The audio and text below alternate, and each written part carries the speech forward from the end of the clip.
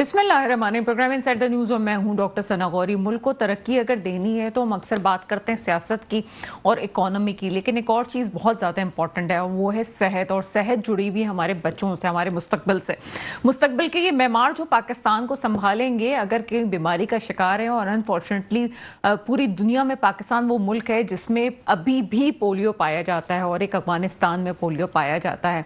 अफगानिस्तान के हालात आपके सामने हैं, वो एक अलग मामला है, लेकिन हम वो मुल्क हैं कि जो तरक्की के रास्ते पे गामजन है। हमारे यहाँ ये बीमारी नहीं होनी चाहिए। इसी बीमारी को ख़त्म करने के लिए और इसके लिए इसकी बारीकियों को समझने के लिए हुकूमत ने इसको ज़रूरत को महसूस किया कि एक कौमी मुहिम एक और दफ़ा सामने लाई जाए। और कौमी ज़ेली इंसदादे मुहिम जो है, पोलियो मुहिम, उसका आगाज़ 9 सितंबर यानी कि हो चुका है।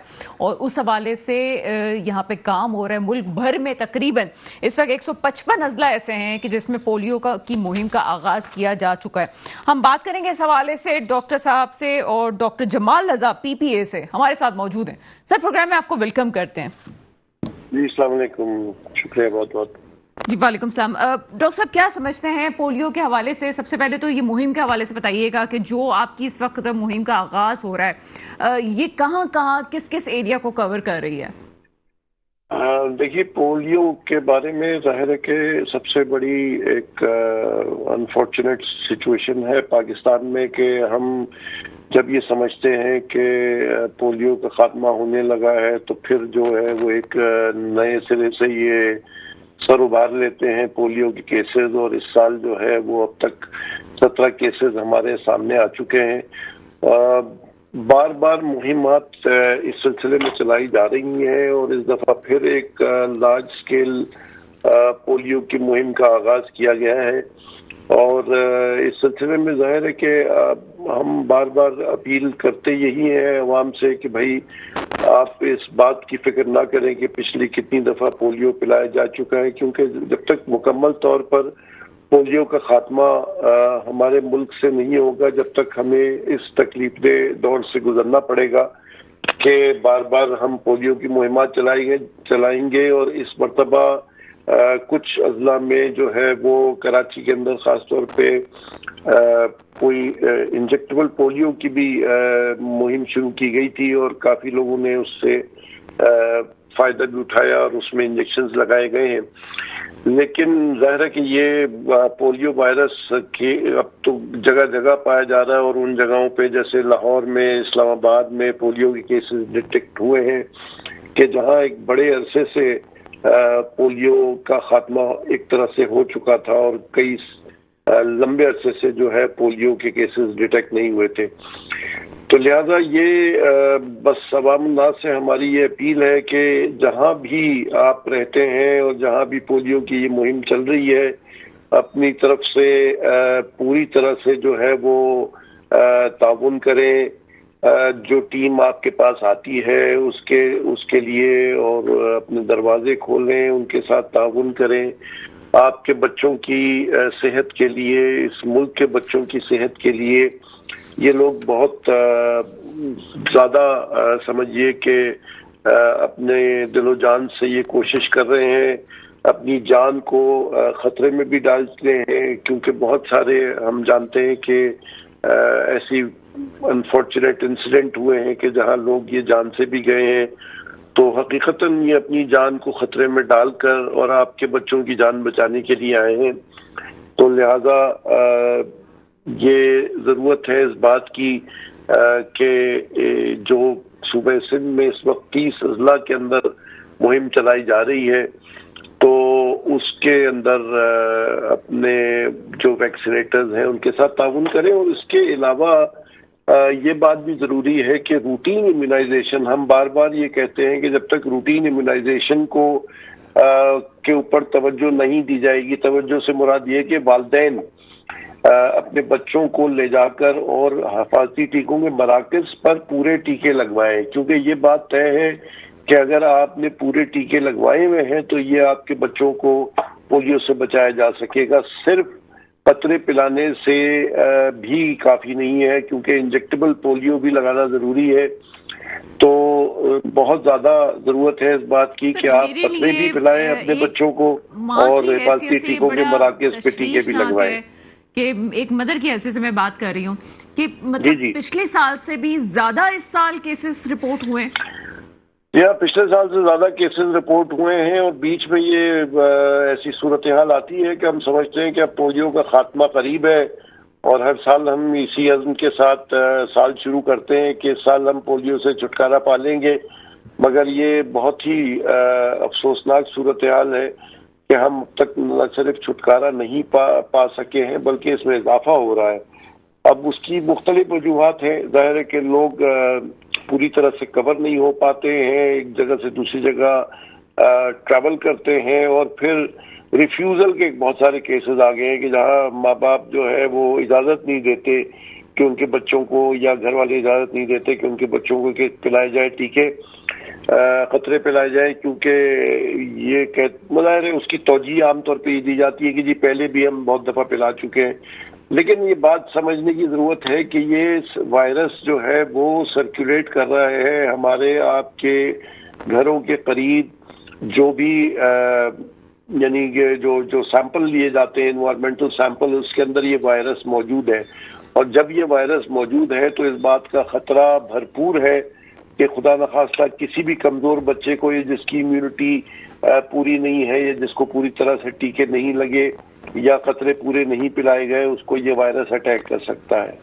تو آپ اپنے بچوں کو بھی جگہ ہے۔ مجھے ایک بات بتائیے گا کہ فرض کریں کہ اگر کوئی فیملی اس سے افیکٹڈ ہے، کوئی بچہ افیکٹڈ ہے، لیکن اس کو ظاہری طور پہ کوئی اثرات نہیں ہے، اس کو خود بیماری نہیں ہوتی، کیا وہ بچہ اس کی امیون سسٹم اتنی اسٹرانگ ہے لیکن وہ کیا کسی اور میں ٹرانسفر کر سکتا ہے؟ یہ بالکل ظاہر ہے، یہ وائرس اس طرح سے ہوتا ہے کہ وہ بچے، دیکھیے پیرالٹک پولیو جس کو ہم کہتے ہیں، جس کو عام طریقے سے ہم پولیو سمجھتے ہیں، وہ صرف ویسے قدرتی طور پر 100 میں ایک کسی بچے کو ہوتا ہے، یعنی 100 بچوں کو اگر پولیو ہو تو صرف ایک بچہ ایسا ہوگا کہ جس کو پیرالسس ہوگی، اور باقی 99 کو شاید معمولی کھانسی نزلہ بخار کے ساتھ وہ ٹھیک ہو جائے اور وائرل انفیکشن کے طور پہ وہ چیز بیماری لی جائے، اور انہیں اس بات کا پتہ ہی نہ چلے کہ وہ پولیو ہوا اس کو، لیکن وہ پولیو کا وائرس ضرور ایکسکریٹ کرتا رہے گا ایک لمبے عرصے کے لیے، اور وہی وائرس سرکولیٹ کرے گا، اور پھر فیکو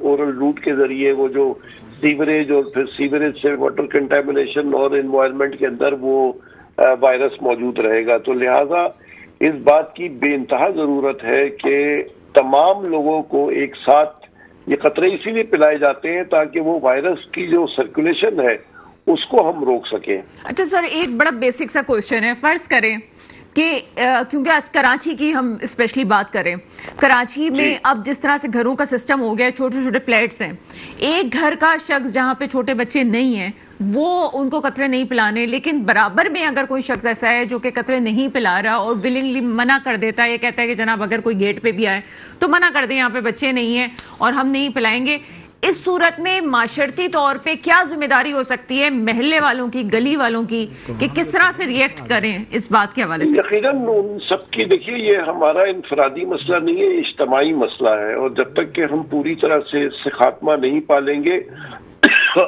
ہمارے اپنے بچے بھی اور تمام بچے اس خطرے سے محفوظ نہیں ہیں۔ لہذا ہماری ایک تو ذمہ داری انفرادی ہے اپنی اور اپنے خاندان کی، اور ایک ذمہ داری اجتماعی ہے جو معاشرتی ذمہ داری، جسے آپ نے کہا کہ وہ دوسرے بچوں کی ذمہ داری ہے پورے ملک کی۔ تو اگر آپ اپنے بچے کو قطرے نہیں پلا رہے اور پولیو سے افیکٹ ہو کے وہ سیکریٹ کرے گا وائرس، تو وہ دوسرے بچوں کے لیے خطرہ ہے، یا وہ وائرس کی جو ایلیمینیشن ہے یا ایراڈیکیشن ہے وہ نہیں ہو سکے گی۔ تو اگر ایسا کوئی کیس آپ کے سامنے آتا ہے تو ان سے محلے والوں کو ضرور چاہیے کہ وہ مل کے ان سے بات کریں اور انہیں اس بات پہ قائل کریں کہ یہ خدا نہ اس مشکل وقت میں جو قوم کے اوپر ہے، آپ یہ اپنی ذمہ داری پوری کریں اور اپنے بچوں کو پلائیں، کیونکہ ہم بہت جلد اس نوعیت پہ پہنچ چکے ہیں جہاں ہم پوری دنیا سے آئسولیٹ ہو جائیں گے۔ یعنی اس کے ایک تو میڈیکل نقصانات ہیں، بلکہ معاشرتی اور کیا بہت زیادہ بڑے لیول کے نقصانات ہیں۔ کیونکہ اگر آئسولیشن ہو جائے اور تو ہماری ایڈ بند ہونے کے یا جو بھی بین الاقوامی تجارت ہے اس کے بند ہونے کے امکانات ہیں، ٹریولز کے اوپر پابندی کے جو امکانات ہیں، جی ہاں یہ بہت خطرناک چیز ہے یہ۔ اچھا سر، یہ بتائیے گا کہ جیسے کراچی میں ہم بات کر رہے ہیں، سندھ کی بات کر رہے ہیں، مختلف کمیونٹیز ہیں جو رہ رہی ہیں یہاں پہ، بڑے پیمانے پہ کام کر رہی ہیں، ان کی جو ہے وہ کمیونٹی سینٹرز بنے ہوئے ہیں، عبادت گاہیں بنی ہوئی ہیں، انہیں کس طرح سے کام کرنا چاہیے اس حوالے سے؟ دیکھیے، عبادت گاہوں کے اندر اور بڑی جو کمیونٹیز ہیں اس میں حکومتی سطح کے اوپر بڑی ایک مہم اس طرح سے بھی چلائی جاتی ہے کہ تمام جو مذہبی رہنما ہیں ان کو اس بات کے اوپر قائل بھی کیا گیا ہے، ان کو مختلف طریقے سے مختلف مذاہب کے لوگوں کو ان کے جو بھی حلقے ہیں ان سے اس بات کو کہلوایا جاتا ہے، اور وہ کنونس ہیں اس بات کے اوپر کہ یہ قطرے پلانے ضروری ہے بچے کو، اور وہ اپنی اپنی ذمہ داری پوری کرتے ہیں۔ لیکن اگر کہیں وہ ایسی ذمہ داری نہیں پوری کر رہے اور ان تک ہماری آواز پہنچ رہی ہے، آپ کے چینل کی آواز پہنچ رہی ہے، یا کسی دوسرے چینل سے بھی انہیں یہ اطلاع ملتی ہے، تو ان سے اپیل یہی ہے کہ اپنی ذمہ داری نہ صرف جیسے میں نے کہا کہ انفرادی ذمہ داری بلکہ اجتماعی ذمہ داری، یعنی ایک لیڈر ہونے کی حیثیت سے، یا مذہبی لیڈر یا رہنما ہونے کی حیثیت سے ان کی ذمہ داری بڑھ جاتی ہے، کیونکہ ایک بہت بڑا حلقہ ہے جو ان کی بات سنتا ہے اور ان کی بات پہ عمل کرتا ہے، تو وہ اس تمام حلقے پہ جس حلقے پہ ان کا اثر ہے ان تک یہ اپنی بات پہنچائے اور ہماری یہ بات بھی پہنچائے کہ بھائی یہ ایک اجتماعی کام ہے اور ہم سب کی ذمہ داری ہے کہ ضرور اپنے بچوں کو یہ قطرے پلائے جائے، وقتے کہ ہم ظاہر ہے کہ دعا بھی کریں گے اور کوشش بھی کریں کہ اس وائرس سے ہمارے ملک کے اندر بچوں سارے کے سارے محفوظ ہو جائیں اور اس وائرس کا خاتمہ ہو جائے۔ اچھا سر، ایک اور امپورٹنٹ کوشچن یہ ہے کہ کراچی جیسا بڑا شہر، اب پہلے زمانے کی طرح تو نہیں ہے کہ ڈیلیوریاں گھر پہ ہو رہی ہیں، اب ڈیلیوریاں ہاسپٹلز میں ہی ہوتی ہیں۔ ہاسپٹلز میں بچہ جب پیدا ہوتا ہے تو اس وقت بھی اس کو قطرے پلائے جاتے ہیں، ٹیکے لگائے جاتے ہیں، اس کے باوجود بھی اتنا اسکیل کیوں بڑا ہے کہ ہمیں کیسز نظر آ رہے ہیں اور یہ تمام چیزیں ہو رہی ہیں؟ اس کی کیا وجوہات ہو سکتی ہیں؟ نہیں، دیکھیے میں نے عرض کیا کہ ابھی بھی کراچی شہر کے اندر تمام سہولیات ہونے کے باوجود ہم یہ بڑی اچھی طریقے سے جانتے ہیں کہ جو روٹین امیونائزیشن ہے، دیکھیے ایک ڈوز دینے سے مسئلہ حل نہیں ہو جاتا نا۔ میں نے آپ سے عرض کیا کہ روٹین امیونائزیشن کو ہم جب تک بہتر نہیں کریں گے، صرف ہم پولیو کی بات نہیں کر رہے، تمام بیماریاں جو کہ حفاظتی ٹیکوں سے بچائی جا سکتی ہیں، جیسے کہ خسرے کی ہم بہت بڑی وبا ابھی پچھلے دنوں دیکھ چکے ہیں، اور اس کی صرف سادہ وجہ یہی ہے کہ بچوں کو ہم جب بھی پوچھتے تھے کہ جی ان کو ٹیکے لگے، اور یہ میں کراچی کے اسپتالوں کی بات کر رہا ہوں، تو وہ ان سے پوچھو کہ بھائی یہ ٹیکہ لگایا؟ نہیں جی ہم نے ٹیکہ تو نہیں لگایا۔ تو اب اگر کراچی شہر کی گنجان آبادی میں جہاں ہر جگہ قریب ترین کوئی حفاظتی ٹیکے کے مراکز موجود ہیں، اور یہ نہیں ہے کہ کوئی بہت دور دراز جگہیں ہیں جہاں لوگوں کے لیے لے جانا مشکل ہے یا بہت زیادہ معاشی ان کے اوپر بوجھ پڑتا ہے ٹیکے لگانے کا، ٹیکے تو مفت لگائے جا رہے ہیں اور گھر کے قریب آپ کے موجود ہیں، مگر باوجود تمام کنونس کرنے کے اور بارہا یہ بات کمیونیکیٹ کرنے کے، آج بھی والدین اپنے بچوں کو پورے حفاظتی ٹیکے نہیں لگوا رہے، اور یہی وجہ ہے کہ یہ وائرس جو ہے یہ موجود ہے اور بار بار ہم پولیو کی کیسز دیکھ رہے ہیں۔ یقیناً جیسے میں نے کہا کہ قطرے بھی پلانے ہیں، انجیکشنز بھی لگانے ہیں، اور اب جو ای پی آئی کی مہم ہے اس کے اندر بھی پولیو کے انجیکشنز شامل ہیں۔ تو بس آپ سے یہی درخواست ہے کہ اپنے حصے کی ذمہ داری پوری کریں، اپنے جو بھی بچے آپ کے چھوٹے ہیں 5 سال سے کم ان کو یہ قطرے بھی پلوائیں، اور جن کو ٹیکے کی عمر ہے ان کو ٹیکے بھی لگوائیں، اور اگر ہم سب یہ کام بحیثیت قوم کر لیں گے تو کوئی وجہ نہیں کہ جو وائرس ساری دنیا سے ختم ہو گیا وہ ہمارے ملک سے ختم نہیں ہو سکتا۔ ہمارے ملک کے آس پڑوس آپ جانتے ہیں ہم سے بڑے ممالک ہیں آبادی کے لحاظ سے، اور مشکل ترین حالات میں وہ بھی ہیں، لیکن انہوں نے بہت پہلے اس بیماری پہ قابو پا لیا، تو کوئی وجہ نہیں ہے کہ ہم بھی اس پہ قابو نہ پا سکیں. جی بہت شکریہ ڈاکٹر جمال رضا پی پی اے ہمارے ساتھ تھے. مسئلہ صرف یہ ہے کہ اگر اپنی معاشرتی طور پہ ذمہ داری کو ایکسیپٹ نہیں کیا گیا تو یہ صرف پولیو نہیں ہے. پولیو آپ کو دنیا میں اکیلا کر کے چھوڑ دے گا. آپ کو ویزا لینے سے لے کے آپ کی اکانومی مسائل تمام چیزوں پہ اثر انداز ہوں گے. ضرورت عمل کی ہے, جہاں کمیونٹی سسٹم کی بات ہو رہی ہے وہاں ہم بڑے سوشل میڈیا کے پیچھے پڑے ہوئے ہوتے ہیں, ہر کوئی جو ہے اپنے سوشل میڈیا کا چیمپئن بنا ہوا ہے. ضرورت اس عمل کی ہے کہ اگر آپ سمجھتے ہیں کہ آپ کی بات سنی جاتی ہے تو خود ریسرچ کریں اور لوگوں کو آپ بھی بتائیں, ایک انڈیویجولی بتائیں کہ اس سے کیا کچھ ہو رہا ہے. ایک چھوٹا سا بریک ہے, بریک کے بعد آپ کے سامنے حاضر ہوتے ہیں. جناب آ جاتے ہیں اپنے ایک پروگرام کی روٹین پہ. اور کراچی کی سیاست تو ایک الگ ہی رخ ہے. پاکستان کی سیاست میں بہت کچھ ہو رہا ہے. عمران خان کے مسائل ہوں, توشہ خانہ کا کیس ہو, آپ کا جو ہے وہ قادر ٹرسٹ والا مسئلہ ہو, یا پھر فیض حمید کا معاملہ ہو, تمام چیزیں اپنی جگہ. لیکن آپ معاشی ہب کو اگر تباہ کریں گے تو پاکستان کیسے چلے گا؟ اور آپ کا معاشی ہب جو ہمیشہ سے لاوارث رہا, آپ کو مل گیا بلوچستان میں. کوئٹہ کسی نہ کسی نے اون ضرور کیا, پشاور کو ضرور اون کسی نے کیا, لاہور کو ضرور کسی نے اون کیا, لیکن میرے کراچی کو کسی نے اون نہیں کیا. اور آج حال یہ ہے کہ ہر شخص اگر پوچھا جاتا ہے کہ بھائی موبائل چوری ہوا تھا کہ نہیں ہوا تھا, وہ کہتے ہیں موبائل تو جناب شاید و نادر ہے آپ کو کوئی کیس ملے گا جس کا موبائل چوری نہ ہو. اس وقت کی اطلاعات کے مطابق 5960 اسٹریٹ کرائمز ہوئے ہیں, اور اس اسٹریٹ کرائمز میں مرنے والوں کی تعداد الگ ہے. جن کو شہید کیا گیا, جو بالکل بنا موت کے ان کو موت کے گھاٹ اتارے گا ان کے وقت کے بغیر, اور جوان لاشوں کو اٹھایا گیا ہے. جواب دہ کون ہے؟ دوسرا حال اس وقت جو کراچی کا ہو رہا ہے وہ یہ جناب کہ پہلے تو ہم ڈھونڈتے تھے کہ سڑک پہ گاڑی چلاتے ہوئے, کیونکہ میں خود گاڑی چلاتی ہوں اس لیے میں آپ کو تمام سیناریو بتا رہی ہوں کہ اب یہ سڑک آئے گی اور اب ہم جو ہے وہ آگے جائیں گے. اب یہ حال ہو گیا. پہلے تو ہم گڈھا ڈھونڈتے تھے کہ گڑھا کہاں پہ آ رہا ہے, گڑھے میں سے ہمیں گاڑی کس طرح سے بچانی ہے. اب تو ہم سڑک ڈھونڈ رہے ہیں کہ سڑک آئے. جماعت اسلامی کی باتیں اپنی جگہ, جماعت اسلامی نے بڑھ چڑھ کے بلدیاتی الیکشنز میں حصہ لیا, لیکن جہاں پہ جماعت اسلامی موجود ہے وہاں کا بھی حال ڈھکا چھپا نہیں ہے. وہاں کے لوگ یہ کہتے ہیں کہ ہم نے حافظ نعیم کی سیاست کو دیکھ کے انہیں ووٹ ضرور دیا, لیکن اس کے باوجود بھی کراچی جماعت اسلامی قابو نہیں کر سکی. دوسرا اسٹیک ہولڈر آ جاتا ہے آپ کے پاس, ایم کیو ایم, جو یہ کہتی ہے کہ جب ہم نے کہا تھا بائیکاٹ کرو تو بائیکاٹ کرنا چاہیے تھا. جماعت اسلامی نے بائیکاٹ نہ کر کے غلط کیا ہے. اسی وجہ سے ابھی یہ مسائل ہو رہے ہیں جو ابھی اداروں کی تقسیم کے ایشوز ہیں. اور تیسری جماعت آ جاتی ہے پیپلز پارٹی, جو کہ اسی کم و بیش اسی دورانیے میں یہاں پہ حکومت کر رہی ہے. پہلے بھی جملہ کہا تھا, پھر کہہ رہی ہوں, جتنا حسینہ واجد جو ہے وہ حکومت کر چکی, لیکن حسینہ واجد صاحبہ جانے کے ساتھ ساتھ ظلم و ستم کے باوجود ایشین ٹائیگر ضرور بنگلہ دیش کو بنا گئی. کراچی سندھ ابھی بھی کسی کھاتے میں نہیں ہے. بات کرتے ہیں تمام موضوعات پہ. میرے ساتھ آج پروگرام میں موجود ہیں جناب فہیم پٹنی صاحب, ایم کیو ایم سے آپ کا تعلق ہے, آپ جو ہے وہ ایم پی ہیں ایم کیو ایم سے. ان کے ساتھ ہمارے ساتھ موجود ہیں ڈاکٹر فواد, جماعت اسلامی سے آپ کا تعلق ہے. ایسے پروگرام میں آپ کو ویلکم کریں گے, اور ساتھ ساتھ مجھے جوائن کریں گے ڈاکٹر سوراب سرکی صاحب, پیپلز پارٹی سے آپ کا تعلق ہے. سب سے پہلے آپ کی طرف آتے ہیں فواد. جماعت اسلامی کے حوالے سے میں نے بات کی, اور ایک ٹرسٹ جو جماعت اسلامی پہ ڈیولپ ہوا, میرا خیال ہے کہ وہ حافظ نعیم کی ایک الگ سیاست تھی جو کراچی والوں کو مزاج کے سمجھتے ہوئے انہوں نے سیاست کی, اور نوجوانوں نے بھی آپ کو ووٹ ڈالا. اس کے باوجود کراچی کے حالات بہتر نہیں ہوئے. پہلے اس کی ایکسپلینیشنز مجھے دیجیے گا. اصل میں دیکھیں, کراچی کے حالات کو سمجھنے کے لیے پوری آپ کو گزشتہ 15-16 سال کی تاریخ کو بھی سامنے رکھنا پڑے گا. اور جس طرح ابھی آپ کہہ رہی تھیں کہ کراچی وہ بدقسمت شہر ہے, اور نعمت اللہ خان صاحب نے جب وہ کراچی کے ناظم تھے اس وقت انہوں نے ایک بات یہ کی تھی کہ کراچی کی بدقسمتی ہے کہ کراچی سے حاصل تو سب لوگ کرتے ہیں لیکن اس کو اون کوئی نہیں کرتا.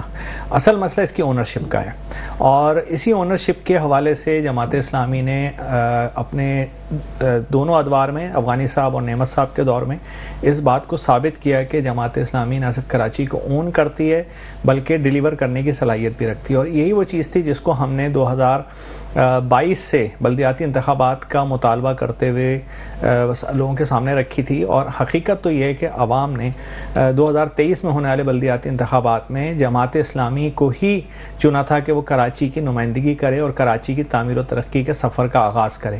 لیکن بہرحال یہ بھی اب اس وقت تاریخ کا حصہ ہے کہ کس طریقے سے عوام کے مینڈیٹ پر ڈاکہ ڈالا گیا, اور شاید وہ جس کو آپ اگر یہ کہیں کہ ریہرسل تھی, 2024 کے انتخابات کے لیے، تو شاید اب غلط نہیں ہوگا اور واقعات سارے اس کے اوپر بات کرنے کی ضرورت نہیں ہے. کس طریقے سے کراچی سے میئرشپ کو، جو کراچی کے عوام کا خواہش تھی، اس کو چھینا گیا اور اس کا قتل کیا گیا. اور لیکن اس کے ساتھ ساتھ جو میں آپ کے سامنے بات کرنا چاہوں گا، جو آپ کے ناظرین کے توسط سے اور سب کے علم میں بات آنی چاہیے، کہ کراچی کے ساتھ جو سب سے بڑا ظلم یہ ہوا ہے کہ کراچی جو کہ ایک اکائی ہے، ایک یونٹ ہے، ایک شہر ہے، اس شہر کی آپ اگر حالت کا اندازہ لگائیں تو یہ کہ ایک شہر، اس کے اندر 3 ڈیولپمنٹ اتھارٹیز قائم کر دی گئیں. کے ڈی اے اب تو بالکل ہی محدود رہ گئے، اس کے واسطے کوئی نئی جگہ ہی نہیں ڈیولپ کرنے کی. اس ایک شہر کے اندر ایل ڈی اور ایم ڈی اے بنا کے 3 ڈیولپمنٹ اتھارٹیز بنا دی گئیں. ہر چیز کے اندر آپ دیکھیے، کراچی کی پہلے بلڈنگ کنٹرول اتھارٹی تھی، اس کو ختم کر کے ایم یہ کہہ رہی ہے کہ ہم نے یہ تمام موضوعات کہے تھے، ہمارے تحفظات ہی یہ تھے، اسی وجہ سے تو ہم نے بائیکاٹ کیا تھا. اصل میں دیکھیں بات یہ کہ بائیکاٹ کی بھی پوری تاریخ ہے، وہ سب کے علم میں ہے کہ ایم کیو ایم نے کیوں بائیکاٹ کیا. میں اس ساری چیز میں نہیں جانا چاہتا، لیکن اصل میں تو صرف یہ بات کہنا چاہتا ہوں کہ دیکھیے ایم کیو ایم نے اس کے بعد اس وقت 2024 میں وہ قومی اور صوبائی اسمبلی میں ہیں، انہوں نے کیا کیا اس تمام شہر کے حق دلانے کے لیے، جبکہ وہ تو زیادہ بڑے فورم کے اوپر موجود ہیں، اس جگہ پہ جہاں پہ لیجسلیشنز ہو رہی ہیں. لیکن اصل چیز ساری یہی ہے کہ یہ جن لوگوں نے بھی گزشتہ 25-30 سال میں اس شہر پر حکومت کی ہے، وہ اس شہر کی تباہی کے ذمہ دار ہیں. ہم تو اس وقت جس حالت میں، میں اگر اس وقت ایز اے ٹاؤن چیئرمین آپ کے سامنے موجود ہوں، تو میں اس وقت جس چیز کو فیس کر رہا ہوں وہ تو یہ کہ جو OZT جو 18ویں ترمیم کے تحت حق ہے کسی بھی ٹاؤن کا، کسی بھی ضلع کا، اور جو 18ویں ترمیم جس کی پیپلز پارٹی چیمپئن بنتی ہے، جس کا کریڈٹ لیتی ہے، وہ 18ویں ترمیم تو پابند کرتی ہے کہ فنڈز کو ضلع تک منتقل کیا جائے.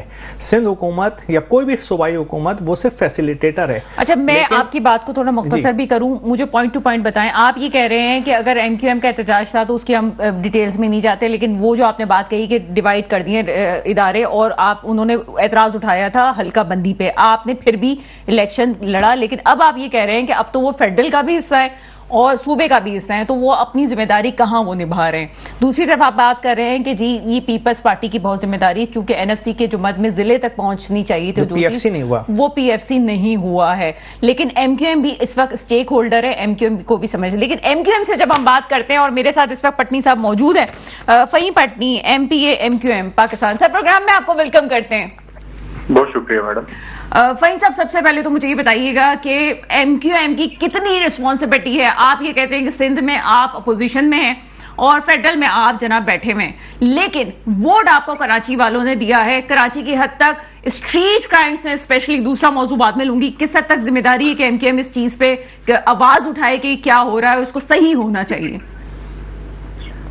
بہت شکریہ میڈم. ایک تو اچھا، کراچی کے اندر آپ ابھی بات کر رہی تھی اسٹریٹ کرائم کے اوپر. اچھا، اسٹریٹ کرائم کے اوپر ایم کیو ایم نے ہی صرف آواز اٹھائی ہے، باقی تو سب نے صرف باتوں کا ٹورنامنٹ ہی کیا ہے. ابھی آپ دیکھیں کراچی کے اندر پچھلے ماہ صرف اگست کے مہینے میں 5960 اسٹریٹ کرائم کی وارداتیں رپورٹ ہوئی ہے. اچھا، یہ کیا ہوا؟ یہ ہو گیا کہ کراچی کے اندر جو لوگ کراچی کا مینڈیٹ رکھتے ہیں، مثال کے طور پہ آج 80% سے زیادہ مینڈیٹ ایم کیو پاکستان کے پاس ہے. ہوا یہ ہے کہ ایم کیو پاکستان ایک سپاہی اپنی مرضی سے نہیں لگوا سکتی، ایک ایس ایچ او اپنی مرضی سے ہم لگوا نہیں سکتے. میں علاقے کا ایم پی اے ہوں، مجھے وہاں پر اتنا حق بھی نہیں ہے کہ میں کوئی ایک سپاہی اپنی مرضی سے لگا سکوں. اچھا، پھر ہوتا یہ ہے کہ جو لوگ آتے ہیں، جو ایس ایچ اوز آتے ہیں، جو سپاہی آتے ہیں، جو S S P D S P جو بھی آتے ہیں، پیسے دے کر پوسٹنگ ہوتی ہے. سندھ کے اندر ایک سندھ سسٹم موجود ہے. سسٹم جب تک یہ سسٹم موجود ہے، سندھ کے اندر کوئی کام صحیح نہیں ہو سکتا، چاہے وہ اسٹریٹ کرائم ہو یا کوئی اور دوسرا مسئلہ ہو. جی سر، آپ مجھے سن سکتے ہیں؟ جی میں سن رہا ہوں. سر، مسئلہ میرا یہ ہے کہ میں یہ بات پروگرام میں پہلے بھی کر چکی ہوں. آپ یہ کہتے ہیں جو یہاں پہ حکومت میں بیٹھے ہوئے ہیں وہ کریں گے، اسٹیک ہولڈرز کریں گے، کرے گا کون؟ جماعت اسلامی بھی بات کرتی ہے کہ ہم بات کریں گے، اوپر والوں کو کرنا چاہیے. آپ کہتے ہیں جناب فلاں لوگ کریں گے.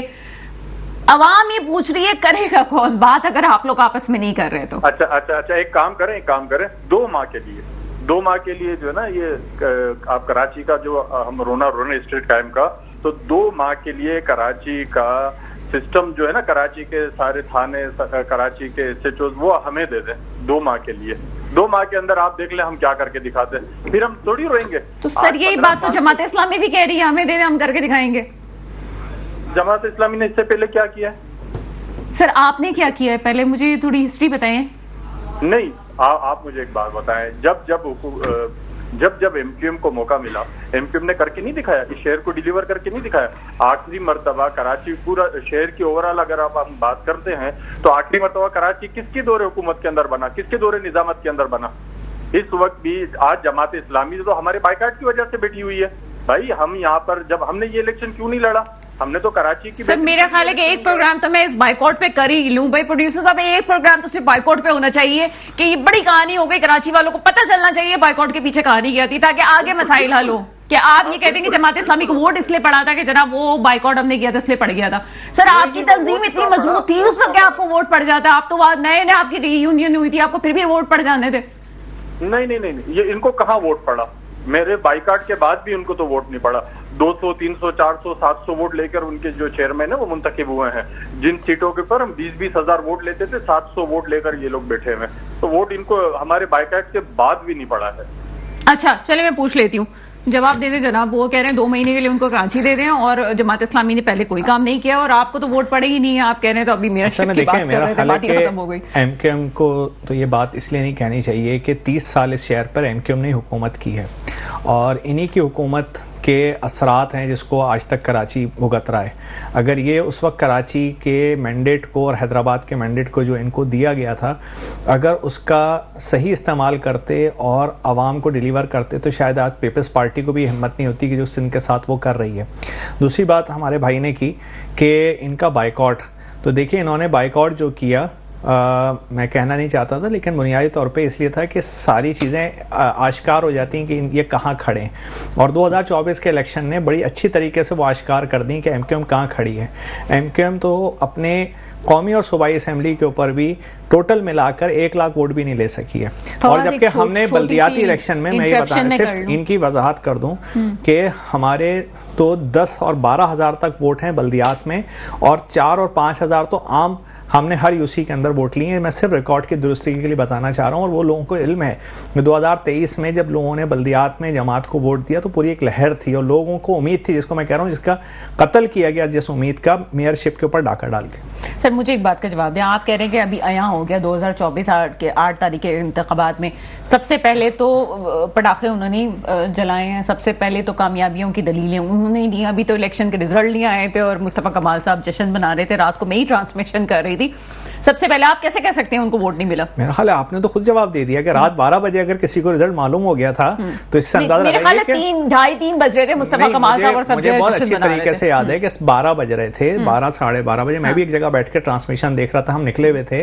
تو خالد مقبول صاحب نے جس وقت اعلان کیا ہے کہ ہماری 17 سیٹیں ہوں گی, تو ہم اس وقت تو رزلٹ کمپائل کر رہے تھے اور ہمیں حیران تھی کہ 17 سیٹیں, اور جبکہ ایم کیو ایم کو تو 5 اور 10 ووٹ مل رہے ہیں, ڈبوں میں سے نکل رہے ہیں. تو بہرحال وہ تو پورا اب تو میرا خیال ہے فارم 45 اور 47 سب کے سامنے آیا ہے. تو یہ میرا خیال ہے کوئی اب تو راز ایسا نہیں رہا کہ جس کو. بٹی صاحب ایک جملے میں جواب دیں گے اس بات کا, یہ جو 5-7 ووٹ پڑ رہے تھے آپ جیت بھی گئے, کیا سلسلہ ہے اس کا؟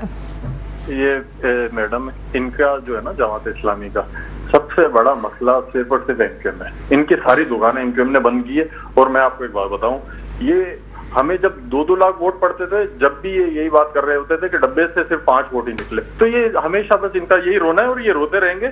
ابھی الیکشن قریب ہے, بلدیاتی الیکشن آئے گا, پھر ان کو لگ پتہ جائے گا انشاءاللہ. اور یہ بھی ابھی پوری الیکشن کے اندر ہمارے سامنے تھے نا, ان کے ڈبے کے اندر سے ہمارے 5 اگر یہ نکل رہے تھے, ان کا تو ایک بھی نہیں نکل رہا تھا میرے خیال میں. اور دیکھیں جماعت اسلامی ہمیشہ جو ہے کراچی کے لوگوں کا سودا کرتی رہی ہے, ہمیشہ. کیوں نہیں کیا انہوں نے اس دفعہ؟ اگر ایم کیو ایم نے بائیکاٹ کیا, بائیکاٹ کے بعد اگر ایم کیو ایم نے 54 یو سی کی سیٹیں بازیاب کرائی, نہیں کرائی. 70 لاکھ لوگوں کو اس دفعہ مردم شماری کے اندر ایم کیو ایم نے بازیاب کرایا, نہیں کرایا؟ کہاں کی جماعت اسلامی؟ جماعت اسلامی نے ایک دھرنا کیا, دھرنا دے کے ایسا نوٹیفیکیشن لے کر آئے, 5-7 روپے بڑھا کر لے کر آئے میری بہن بجلی کا. تو میرے خیال میں ان کا جو رونا دھونا ہے وہ ہم کیا کوئی بھی بند نہیں کرا سکتا, یہ ہمیشہ بس روتے ہی رہیں گے. اچھا پٹی صاحب مجھے ایک بات کا جواب دیں, ٹھیک ہے اختلافات پہ میں ایک اور پروگرام کروں گی. مجھے ایک بات بتائیں, ابھی جو مسئلہ ہے لا اینڈ آرڈر کا سچویشن کا, یہ آپ سمجھتے ہیں سندھ گورنمنٹ حل کرے گی؟ ٹھیک ہے جناب, جماعت اسلامی کو ہم ابھی اس پہ آپ زیادہ اس وقت جو ہیں وہ اسمبلی میں بیٹھے ہوئے ہیں, مجھے بتائیں کہ کیا آپ سمجھتے ہیں کہ یہ مسئلہ صرف اور صرف سندھ حکومت حل کر سکتی ہے, پیپلز پارٹی کے ہاتھ میں؟ دیکھیں میڈم, یہ 16वां साल है, 16वां साल मुतवातिर हुकूमत के अंदर है। हल करना होता तो वो हल कर चुकी होती, इनसे नहीं होना, ये मसला हल होना नहीं है। पहले तो बात ये है कि कराची को ये लोग ओन करते ही नहीं है, इनको दर्द ही नहीं कराची का। अगर दर्द होता तो कराची के अंदर कराची की माएँ जो बच्चे पैदा कर रही हैं, मेयर कैसे आ जाता है इनका, फिर बनने देते जमात इस्लामी का मेयर सब कोई? उस वक्त तो सब लोग खामोश रहे थे कि जब सब कुछ हो रहा था। हम तो थे ही नहीं ना, हम तो ग्राउंड के अंदर ही नहीं सर थे। मैं ये कह रही हूँ कि जब सबको पता है सब कुछ के नहीं हो रहा है तो, और फिर आगे फंड्स का अभी भी ये टाउन नाज़िम मेरे सामने बैठे हुए जमात इस्लामी से इनका ताल्लुक है और ये बात रो रहे सारे के फंड्स नहीं है, तो फिर तो यही बात हो गई सियासत भाई, जिसके पास सूबा है उसी को ही बल्दियाती दे दो ताकि फंड्स के तो मसले हल हो। कैसे करेगा कोई मसला हल? अगर इनके पास सूबा है, इनको अगर मसले हल करने होते तो सक्खर के मसले हल हो गए होते, सांगड़ के मसले, बदीन के मसले, ठट्टा के मसले, हैदराबाद के मसले हल हो गए होते।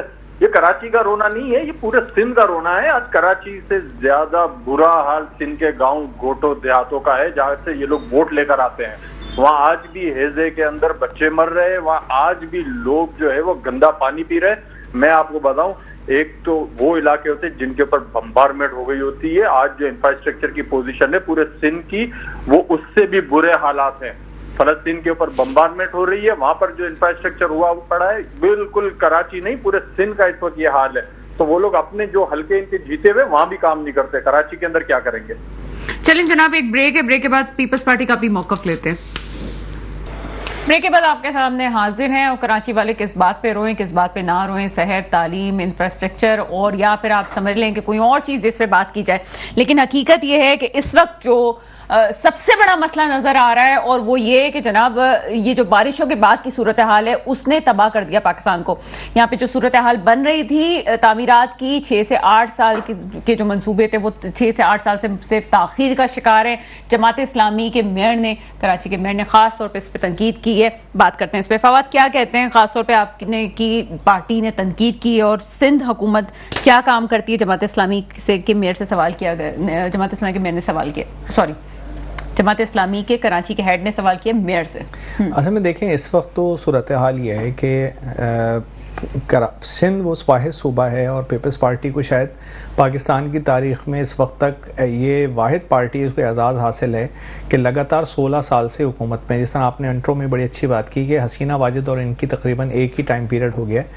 होना तो ये चाहिए, जो हम पढ़ते भी रहें और लोगों को कहते भी रहें कि कंसिस्टेंसी जो है वो तरक्की के लिए और आगे बढ़ने के लिए बड़ी कारआमद होती है। लेकिन बदकिस्मत ये है कि सिंध में इसके उलट हुआ है कि इस कंसिस्टेंसी ने तबाही और बर्बादी फैलाई है।